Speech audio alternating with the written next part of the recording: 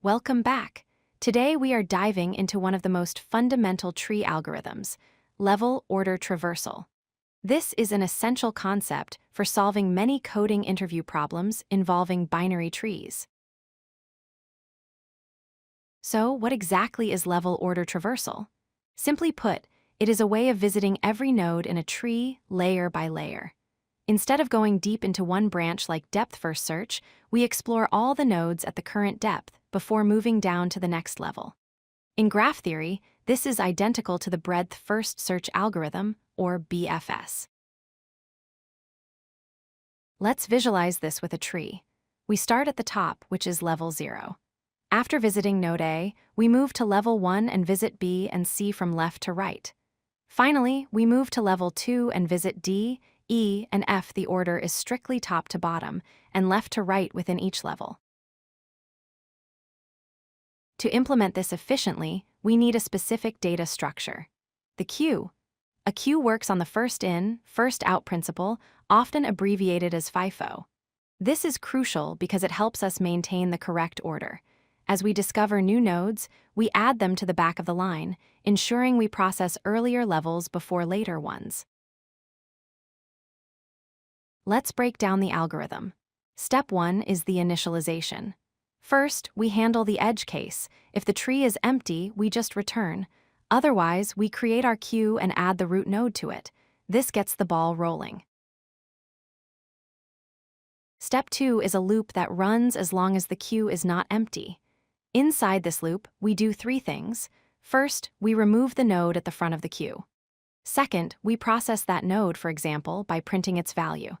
And third, we check if that node has any children. If it does, we add the left child and then the right child to the back of the queue. Let's walk through an example. We start with node A in the queue. We dequeue A, print it, and look for its children. A has children B and C, so we add them to the queue. Now A is done, and our queue contains B followed by C. Next, we go back to the start of the loop. B is at the front, so we dequeue B and print it. If B had children, we would add them now. Then we repeat for C. This cycle continues until every node has been visited and the queue is completely empty. Here is the pseudocode logic. We define a function taking the root. We check for null. We initialize the queue with the root. Then, while the queue has elements, we dequeue the current node, print it, and enqueue its left and right children if they exist. This simple structure guarantees we visit nodes level by level. Let's talk about performance. The time complexity is big O of n, where n is the number of nodes, because we process each node exactly once.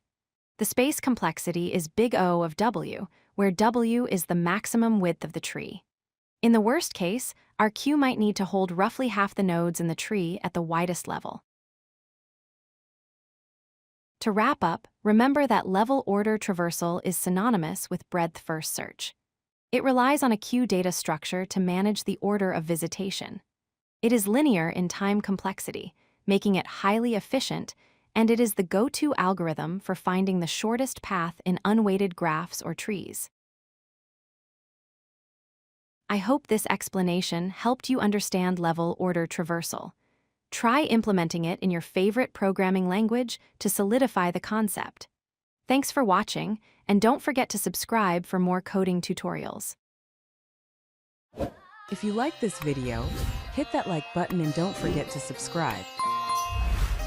Visit codelucky.com for more such useful content.